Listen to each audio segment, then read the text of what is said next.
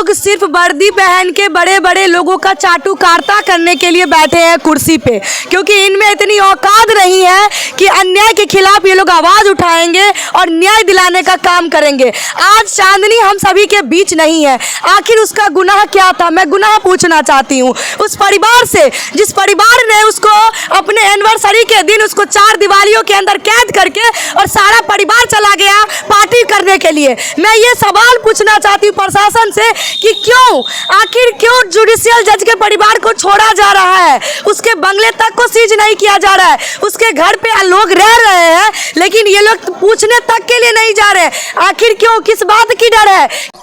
Live news, खबर तो पक्की है। नमस्कार, मैं शंभू कुमार, मैं भी पटना में हूँ। आखिर कब तक नीतीश बाबू, आप 2005 के बाद जब मुख्यमंत्री बने तो जो आपका जो शासनकाल था फर्स्ट दूसरा, उस शासनकाल में सुशासन बाबू का आपको उपाधि दिया गया।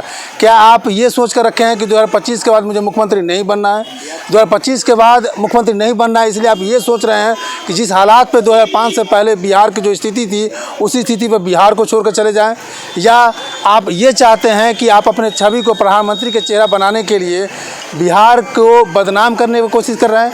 अगर आपको प्रधानमंत्री बनना है तो बिहार की जो छवि है सुशासन बाबू का, उस सुशासन बाबू का छवि रहने दीजिए। आपको हम दिखाते हैं, यहाँ पे कुछ परिवार लोग बैठे हुए हैं, बार बार आपको दिखाते हैं कट टू कट चांदनी और जज प्रतीक के मामलों को लेकर के। चांदनी और जज प्रतीक के मामले में तकरीबन 1 महीना से ऊपर हो गया। 17 अगस्त को मौत होती है चांदनी की, और 17 अगस्त के बाद चांदनी के मौत के जो मुख्य लोग हैं, जो चांदनी के पति जो प्रतीक हैं, उनके परिवार के लोग हैं, माता पिता और बहन, जो भी लोग जो अभियुक्त हैं, उस अभियुक्त को अभी तो अरेस्ट करने की बात दूसरी बात है, घर की छानबीन नहीं किया गया, घर को इन्वेस्टिगेशन नहीं किया गया। ये देखिए परिवार है, ये परिवार है, शोकाकुल परिवार है, और ये लोग लास्ट में ऊब करके गर्दनी बाग में आकर के धरना प्रदर्शन कर रहे हैं, और 5 बजे से ये लोग कैंडल मार्च निकालेंगे। हम बात करने की कोशिश कर रहे हैं परिवार से कि आखिर गर्दनी बाग में क्यों बैठना पड़ा इन लोगों को। आप लोग लास्ट में गर्दनी बाग क्यों बैठ गए? क्योंकि अभी 1 महीना होने को आया है और किसी का कोई गिरफ्तारी नहीं हुआ है। प्रतीक आज भी फरार के नाम से घूम रहा है, कोई गिरफ्तारी नहीं हुआ है। कोई गिरफ्तारी नहीं हुआ है। गिरफ्तारी की बात करते हैं तो आपको क्या बोलते हैं, आईओ इन्वेस्टिगेटर क्या बोलते हैं? बस बोलते हैं कि हाई कोर्ट का परमिशन का वेट है, हाई कोर्ट के परमिशन का वेट है, और हाई कोर्ट का परमिशन कब मिलेगा, उसका क्या टाइम बॉन्ड है, कब उसका क्या लिमिटेशन है, वो उसके बारे में नहीं बता रहे हैं। तो ये हाई कोर्ट के परमिशन के आपको ये लिमिटेशन ये नहीं बताते हैं कि परमिशन, उसका भी तो कोई लिमिट होगा ना? वही बात है कि उसको लिमिट 1 महीना हो चुका है और अभी तक कोई गिरफ्तारी नहीं हुआ। कब तक वेट करना है, कब तक वेट करें? चलिए, ये क्या कहेंगे, ये आप लोग को अभी तक न्याय नहीं मिल पा रहा है? नहीं मिल पा रहा है, तभी तो आए हैं, वही गिरफ्तारी के लिए ही आए हैं। गिरफ्तारी के लिए आए? हाँ। गिरफ्तारी किन किन का होना चाहिए? सभी लोग हैं, सब लोग दोषी हैं, पूरा फैमिली वो लोग दोषी हैं। पूरा फैमिली को क्या कहेंगे? मैं यही कहूँगी कि हाई कोर्ट इस पे आगे आए, ऑर्डर दे, क्योंकि अगर आप दोषी को इस तरह खुले छोड़ दोगे तो दोषी का मनोबल और बढ़ता है। इसीलिए आज हम यहाँ बैठे हैं और हाई कोर्ट से अपील करना चाहते हैं कि आप जल्द से जल्द ऑर्डर निकालें और जल्द से जल्द उसे गिरफ्तार कराएं। गिरफ्तारी किन किन की बात कर रहे हैं आप? मैं उन चारों को गिरफ्तार करने की बात कर रही हूँ जो खुद प्रतीक हैं, उनके उसके फादर, उसकी मदर और उसकी डॉटर जो है, चारों की गिरफ्तारी, क्योंकि चारों ही दोषी हैं और चारों ही फरार हैं और चारों के खिलाफ अभी तक कुछ नहीं हुआ है। एक तो वो खुद जज हैं, उनके लिए ऑर्डर चाहिए, और बाकी 3 जज की फैमिली मैन है, इसलिए उन लोग के लिए भी ऑर्डर चाहिए क्या? इसलिए मैं सबसे यही अपील करूँगी कि जल्द से जल्द उनकी गिरफ्तारी के लिए आगे बढ़ें और उन्हें गिरफ्तार करवाएं। पिताजी हैं, पिताजी से हम बात करने के चाहते हैं। ये हालांकि बीमार व्यक्ति हैं, हार्ट के पेशेंट हैं, और इस स्थिति में इनसे ज़्यादा बात करना भी मुश्किल काम है। थोड़ा सा हम बात करते हैं इनसे, और मेरे साथ कुछ सोशल एक्टिविस्ट जुड़ेंगे, उनसे भी बात करेंगे। क्या कहेंगे, क्यों बैठना पड़ा? हम नहीं जानते थे कि बिहार में इतना न्याय कमज़ोर हो गया है, न्यायालय से अभी तक आदेश नहीं दिया है, न्यायाधीश क्या कर रहे हैं, चीफ जस्टिस क्या कर रहे हैं? हाँ, हमारी बेटी का जान ले लिया और हमको कुछ नहीं न्याय मिला। हाँ, तिलक दहेज लेके हमारा बेटी का जान मार दिया है। हाँ, हम क्या करें, कहाँ जाएं? बिहार की जनता कुछ नहीं सुनती है। कैसे कहते हैं मुख्यमंत्री कि हम न्याय दिलाएंगे? तेजस्वी यादव क्या कर रहे हैं, ये लोग क्या कर रहे हैं? देखिए, आपको ये जो खबर दिखा रहे हैं, कल मैं फतुहा का खबर दिखाया था, 8 साल का बच्चा, 6 साल का बच्चा अपने बाप को अर्थी देता है। कितना दुर्भाग्य है बिहार के लिए।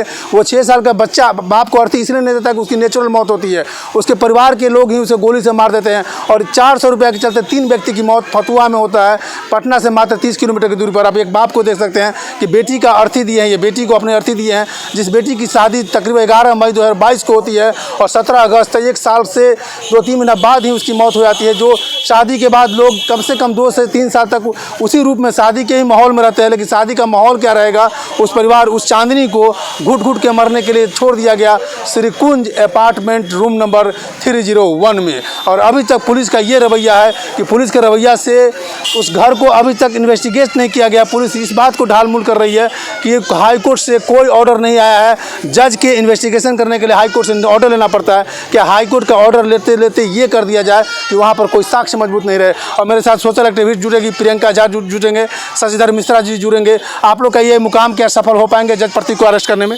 बिल्कुल, हम लोग आए का क्यों हैं और 1 महीना से हम लोग कर क्या रहे हैं। पहले तो हम सरकार के पास गए, प्रशासन के पास गए, उसके बाद जितना भी जगह दरवाज़ा खटखटाना था, जितने भी मंत्री लोगों के यहाँ जाना था, जब कोई सुना नहीं तो हम लोग प्रतिकार मार्च में आए हैं। और अगर यहाँ भी नहीं सुनेगा तो फिर एक आंदोलन बनेगा, बहुत बड़ा आंदोलन बनेगा। आंदोलन बनेगा? आंदोलन बनेगा। आंदोलन को कहाँ तक लेके जाएंगे आप? कहाँ तक? जहाँ तक हमारी मांगे पूरी नहीं होगी, अंतिम सांस तक हम लोग लड़ेंगे। क्योंकि ये चांदनी की बात है और चांदनी एक घर की बेटी नहीं, पूरे देश की बेटी का मामला है। न जाने जुडिशियल जज अब कितने को अपने हवस का शिकार बनाएगा, जिसके कारण आज हमारी चांदनी हम सभी के बीच नहीं है।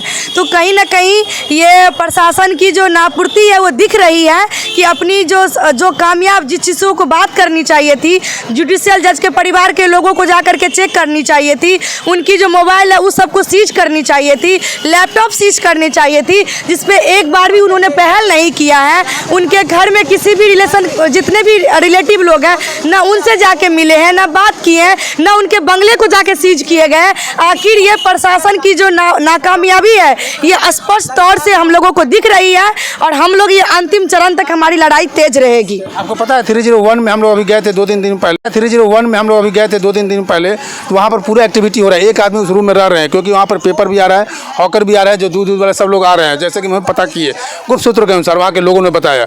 लेकिन वहाँ पर दूध वाले आ रहे हैं, पेपर वाले आ रहे हैं, लेकिन पुलिस वाले नहीं आ रहे हैं, अभी तक ऊपर गए नहीं है पुलिस वाले। सुनिए, ये लोग सिर्फ वर्दी पहन के बड़े बड़े लोगों का चाटुकारिता करने के लिए बैठे हैं कुर्सी पे, क्योंकि इनमें इतनी औकात नहीं है कि अन्याय के खिलाफ ये लोग आवाज उठाएंगे और न्याय दिलाने का काम करेंगे।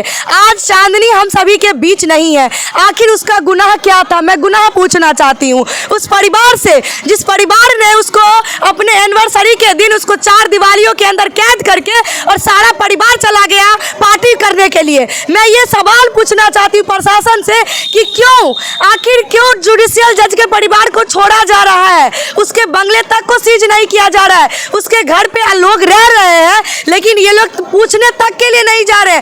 आखिर क्यों? किस बात की डर है? किसकी आखिर ऊपर से उनको डराया जा रहा है जो प्रशासन अपनी काम करने में नाकामयाबी दिखा रहे हैं? हमारी लड़ाई यहीं तक नहीं, हम लोग अभी अपने शांतिपूर्ण तरीके से धरना दे रहे हैं। अगर अभी यहाँ आकर के हमारी सरकार या हमारी प्रशासन के लोग आकर के नहीं मिलते हैं, अपनी बातों को नहीं रखते हैं, तो हम लोग शांतिपूर्ण तरीके से 8 ब्लॉक से प्रतिकार मार्च निकालेंगे। आज निकाले 5 बजे से? बिल्कुल बिल्कुल बिल्कुल। एक सवाल और लास्ट सवाल है, प्रतिकार मार्च निकाल दिया आपने, कैंडल मार्च निकाल लिया, लेकिन जो बिहार में 2 कानून होते, बिहार नहीं पूरे भारत में 2 कानून होते हैं। एक कानून गरीब लोग के लिए होते हैं, एक कानून पैसे वाले का होता है, और एक कानून जो रसूखदार हैं, जो परवीदार हैं, उनका एक अलग कानून होता है। जो रसूखदार लोग हैं उसकी कानून आपके सामने है। 1.5 महीना तक होने जा रहा है, जज अरेस्ट नहीं हुए हैं या उनके घर का इन्वेस्टिगेशन नहीं हुआ। कैंडल मार्च के बाद अगर जज प्रतीक अरेस्ट नहीं होते हैं या परिवार के किसी व्यक्ति को अरेस्ट नहीं किया जाता है, उसके बाद आप लोग क्या मुहिम है? देखिए, ये अंतिम चरण तक की हमारी लड़ाई है, क्योंकि अब हमारी चांदनी हम सभी के बीच नहीं है। और वो जब इस दुनिया को छोड़ के जा रही थी ना, तो उसने एक शब्द कहा था अपनी बहन से कि बहन मैं तो जा रही हूँ, अगर इस दुनिया से अगर मैं बच गई तो कोई बात नहीं, अगर मैं नहीं बची ना तो एक भी सैंडल नीचे नहीं रखना, सारे सैंडल प्रतीक जज के सर पे तोड़ना।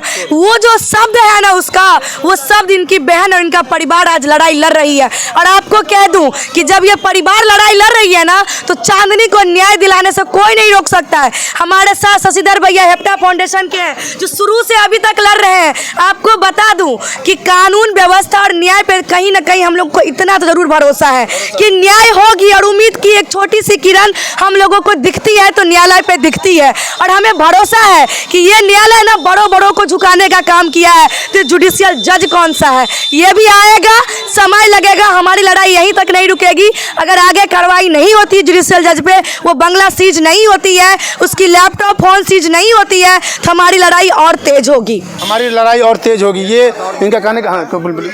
मुझे एक बात और करना है कि अगर 2 दिन का अल्टीमेटर है कि अगर वो अरेस्ट नहीं हुआ तो वो घर में हम लोग जाके तोड़ के रहेंगे। अब अच्छा मत जाएंगे? हाँ बिल्कुल जाएंगे, क्योंकि साक्ष्य वही है हमारा। ब्रेकिंग खबर है, ब्रेकिंग खबर ये है कि जो पुलिस नहीं कर पाएगी, जो पुलिस नहीं कर पा रहा है, वो एकता फाउंडेशन के जो जितने भी मेंबर हैं वो 301 श्री कुंज अपार्टमेंट में जा करके ताला तोड़ेंगे, या उस घर में जो रह रहे हैं वहाँ जा करके पुलिस को जगाने का काम करेंगे। अपने एक्टिविटी से पुलिस को जगाने का काम करेंगे कि अगर जो तुम नहीं कर पा रहे हो वो मैं करूँगा। यहाँ से बक्सर से चंदन भाई आए हुए हैं, इनको भी दर्द है, इनको भी दर्द है। ये समझ से न्याय मिलना चाहिए, यही दर्द है हम लोग का भाई बहन है। ऐसा नहीं घटना चाहिए, जो हो गया है घटना। सरकार हम लोग को सुने, नहीं सुनेगा तो हम लोग आगे बढ़ेंगे।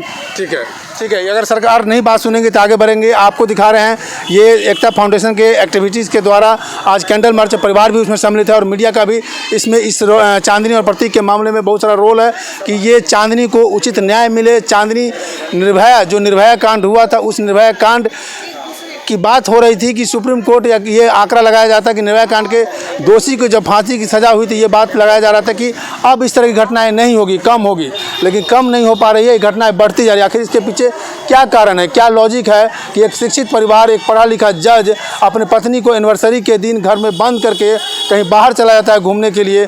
ये कहाँ का न्याय है? ये कौन सी शादी है? ये कौन सा हिंदू धर्म का जो रस्म है, हिंदू धर्म का पति पत्नी का जो रिश्ता है, उस रिश्ते पर जज प्रतीक ने उंगली खड़ा कर दिया। जज प्रतीक ने बोलने के लिए दे दिया कि आखिर एक शिक्षित व्यक्ति कैसे अशिक्षित होकर के, अशिक्षित बन करके काम करता है। मैं शंभू कुमार, कैमरा जर्नलिस्ट राजेश के साथ पटना। अगर मैं चैनल को लाइक और सब्सक्राइब नहीं किए हैं तो लाइक करें, सब्सक्राइब करें। Thank you so much. Live news, खबर तो पक्की है।